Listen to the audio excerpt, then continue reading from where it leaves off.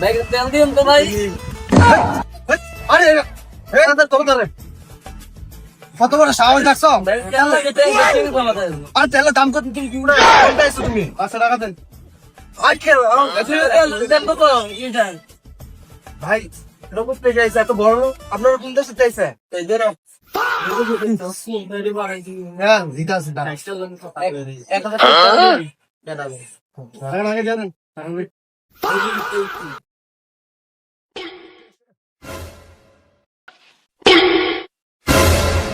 এক ফুটা দিছি। এটা দাম কত দিছে?